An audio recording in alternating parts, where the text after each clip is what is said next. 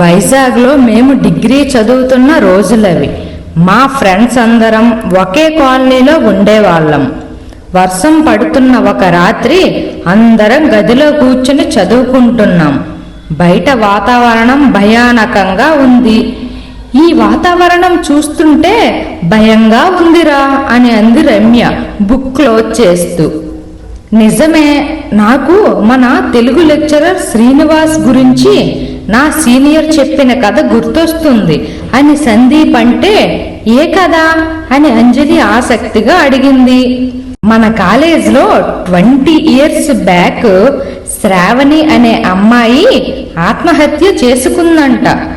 ఆమె ఆత్మ ఇప్పటికీ కాలేజీలోనే తిరుగుతుందని అంటారు అని సందీప్ చెప్తుంటే, ఛీ ఇలాంటివి నమ్మకరా, అవన్నీ పుకార్లే అని కిరణ్ కొట్టిపారేశాడు. అదే టైంలో రూమ్ డోర్ నెమ్మదిగా తెరుచుకుంది. మేము ఉలిక్కిపడి అటువైపు చూశాం. ఎవరూ లేరు.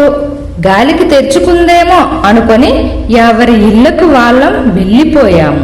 నెక్స్ట్ డే మార్నింగ్ అంతా మామూలుగానే ఉంది. క్లాసులు మొదలయ్యాయి. శ్రీనివాస్ సార్ క్లాస్లోకి వచ్చారు. ఇప్పుడు నవ్వుతూ ఉత్సాహంగా ఉండేవారు. కానీ ఈరోజు అతని ముఖంలో ఏదో తెలియని మార్పు. కళ్ళు ఎర్రగా, ముఖం పాలిపోయి ఉంది. క్లాస్ స్టార్ట్ అయింది. సార్ క్లాస్ చెప్తున్నారు. కానీ గొంతులో ఎప్పటిలాంటి ఉత్సాహం లేదు. ఏదో తెలియని కఠినత్వం. మధ్య మధ్యలో అతను మా వంక తీక్షణంగా చూస్తున్నారు. సడన్ గా కిరణ్ నిలబడు అన్నారు సార్ గట్టిగా. కిరణ్ భయపడి నిల్చున్నాడు. నిన్న రాత్రి నా గురించి మాట్లాడుకున్నారా అని అడిగాడు సూటిగా కిరణ్ కళ్ళలోకి చూస్తూ. కిరణ్ కు గుండాగినంత పనైంది. లేదు సార్ అని మెల్లగా అన్నాడు. అబద్ధం చెప్పకు, నాకు అబద్ధాలంటే అసహ్యం అని గట్టిగా అరిచారు. క్లాస్ అంతా నిశ్శబ్దం. సార్ కోప్పడుతూ క్లాస్ నుంచి వెళ్ళిపోయారు. మేమందరం ఈవినింగ్ లైబ్రరీలో మీట్ అయ్యాము. మార్నింగ్ జరిగిన దాని గురించి డిస్కస్ చేసుకున్నాం. నాకు తెలిసి కాలేజీలో నిజంగా ఏదో ఉంది. శ్రావణి ఆత్మ గురించి కదా, నిజమేనేమో అని నేను అన్నా భయంతో వణికిపోతూ. మనం దీని గురించి తెలుసుకోవాలి. పాత రికార్డులలో ఏమైనా దొరుకుతాయేమో చూద్దాం అని లైబ్రరీలో పాత న్యూస్ పేపర్ సెక్షన్లో వెతకడం ప్రారంభించాము. గంటల తరబడి వెతికిన తరువాత 20 సంవత్సరాల నాటి ఒక న్యూస్ పేపర్ కట్టింగ్ దొరికింది. దానిలో శ్రావణి ఆత్మహత్య గురించి ఒక చిన్న వార్త ఉంది. ఆమె ఇదే కాలేజీలో చదువుతున్న స్టూడెంట్ అని, లవ్ ఫెయిల్ కావడంతో ఆత్మహత్య చేసుకుందని రాసి ఉంది. మేమంతా జరిగింది మనసులో పెట్టుకుంటూ రోజు కాలేజీకి వెళ్ళేవాళ్ళం.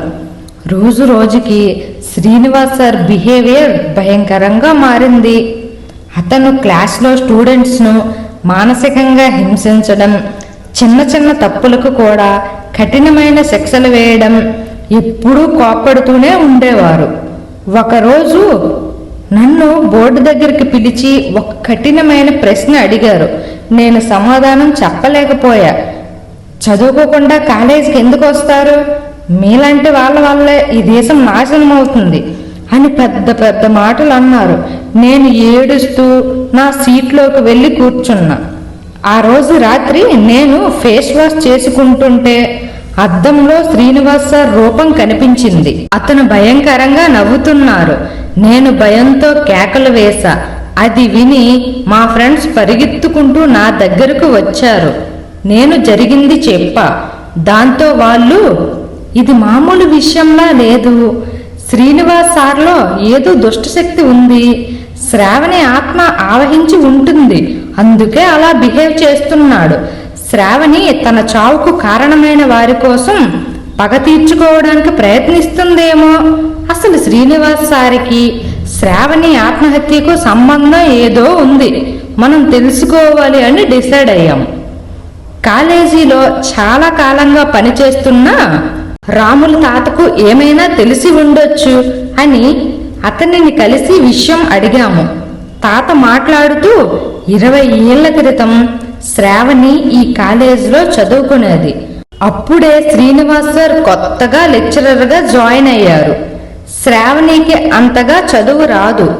తనకు తెలుగులో కూడా తక్కువ మార్కులు వస్తున్నాయని రోజు ఆమెను తిట్టేవాడు. వాళ్ళ పేరెంట్స్కి కూడా ఇదే విషయం చెప్పి ఆమెను అందరి ముందు అవమానించాడు. ఆమె ఆ బాధను తట్టుకోలేక కాలేజ్ బిల్డింగ్ పై నుంచి దూకి ఆత్మహత్య చేసుకుంది. అప్పుడు ఆమె పక్కనే ఒక లెటర్ ఉంది. అందులో నా చావుకు కారణమైన శ్రీనివాస్ని వదిలిపెట్టను, మళ్ళీ తిరిగి వస్తా అని రాసి ఉంది.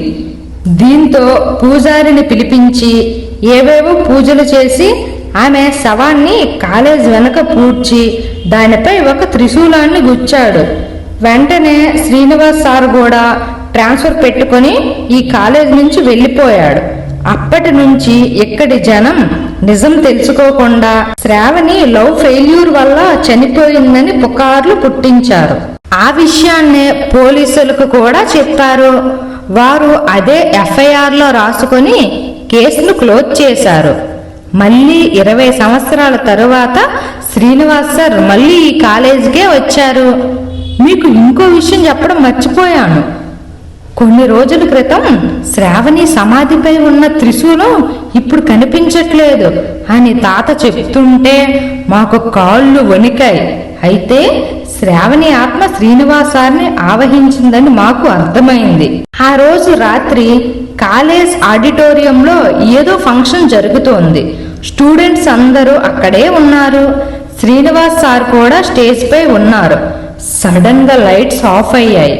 ఆడిటోరియం మొత్తం చీకటిగా మారింది. స్టూడెంట్స్ అందరూ భయంతో అరుస్తున్నారు. అప్పుడు స్టేజ్ మీద నుండి ఒక స్త్రీ గొంతు వినిపించింది.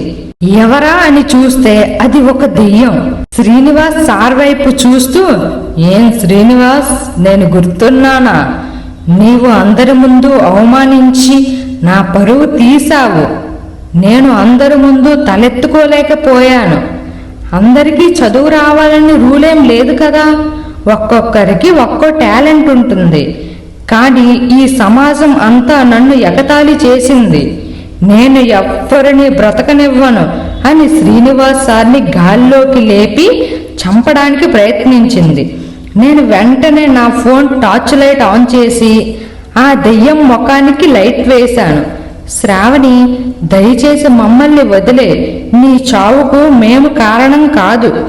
శ్రీనివాస్ సార్ కూడా తన తప్పును తెలుసుకున్నారు, ఆయనను క్షమించు అని అరిచా. మిగిలిన స్టూడెంట్స్ కూడా ధైర్యం తెచ్చుకొని తమ ఫోన్లోని టార్చ్ లైట్ ఆన్ చేశారు. ఆడిటోరియం మొత్తం వెలుగుతో నిండిపోయింది. ఆ వెలుగులు తట్టుకోలేక శ్రావణి ఆత్మ మాయమయ్యింది. శ్రీనివాస్ సార్ స్పృహ తప్పి పడిపోయారు. కొన్ని రోజుల తరువాత అతను కోలుకున్నారు. ఆయనకు జరిగినది ఏమీ గుర్తులేదు. కానీ కాలేజీలో జరిగింది ఎవ్వరికీ చెప్పవద్దని ప్రిన్సిపల్ అన్నారు. శ్రీనివాస్ సార్ను మరొక కాలేజ్కు ట్రాన్స్ఫర్ చేసేశారు. ఆ తరువాత శ్రావణి ఆత్మ కనిపించలేదు. కానీ ఇప్పటికీ ఆ కాలేజీలో చీకటి పడిన తరువాత ఒంటరిగా తిరగడానికి భయపడతారు. ఎందుకంటే ఆ శ్రావణి ఆత్మ ఏమయ్యిందో ఎవ్వరికీ తెలియదు. మేం కూడా ఆ కాలేజ్ నుంచి వేరే కాలేజీకి వచ్చేసాం. ఇప్పుడు అందరం మా జీవితాలు హ్యాపీగా గడుపుతున్నాం.